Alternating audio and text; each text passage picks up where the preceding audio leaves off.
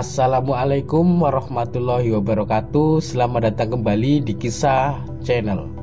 Pada kesempatan ini kisah akan membahas sejarah singkat dakwah Sunan Ampel di Nusantara hingga Islam diterima oleh masyarakat Nusantara.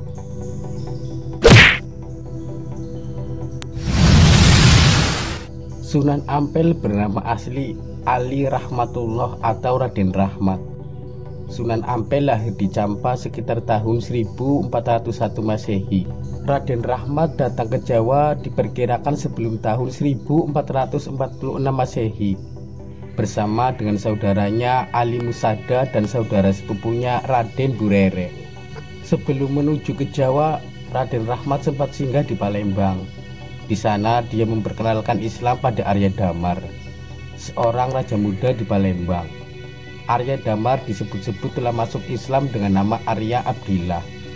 Kemudian rombongan melanjutkan perjalanan dengan kapal dan tiba di Tuban. Sepeninggal sang ayah, Raden Rahmat meninggalkan Tuban dan berdakwah ke pelosok negeri dari Madura, Bima hingga Majapahit. Sekitar abad ke-15, Raden Rahmat tiba di Majapahit. Dia pun melakukan dakwah dan mengubah kebiasaan buruk di masa itu. Saat itu disebut banyak adipati yang hobi mabuk, berjudi, hingga menikmati hasil upeti dari rakyat. Raden Rahmat kemudian diberi hadiah oleh Raja Majapahit, tanah di daerah Ampel Denta di Jawa. Di sanalah beliau membangun dan mengembangkan pondok pesantren untuk mendakwahkan Islam. Ampel Denta pun menjadi sentra pendidikan Islam yang paling berpengaruh di Jawa pada masa itu. Nama Sunan Ampel diambil dari tempat di mana beliau menyebarkan dakwah Islam, Ampel Denta.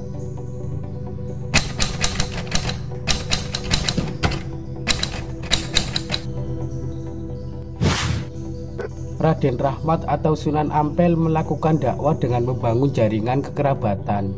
Beliau menikahkan Khalifah Utsain dengan putri Adipati Madura, Arya Baribin.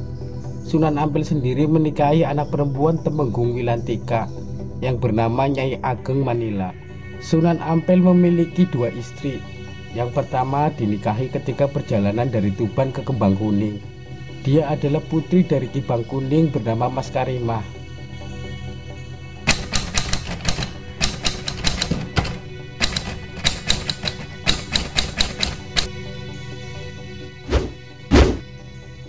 Sunan Ampel dikenal dengan ajaran Maulimo.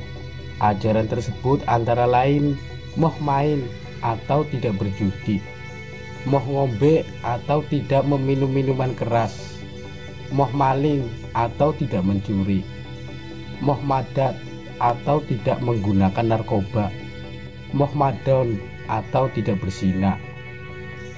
Gambaran kehidupan zuhud dari Sunan Ampel tergambarkan dalam Babad Tanah Jawi.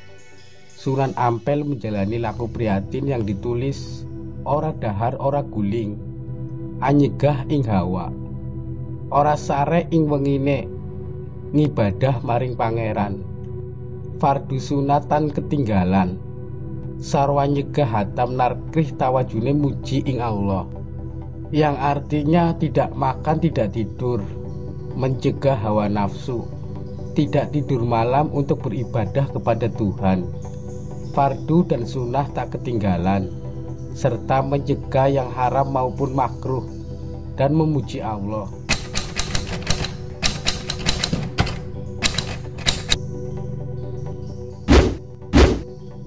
Sunan Ampel meninggal pada tahun 1467 Masehi.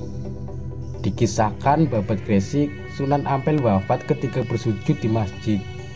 Sunan Ampel dimakamkan di barat Masjid Ampel, Surabaya.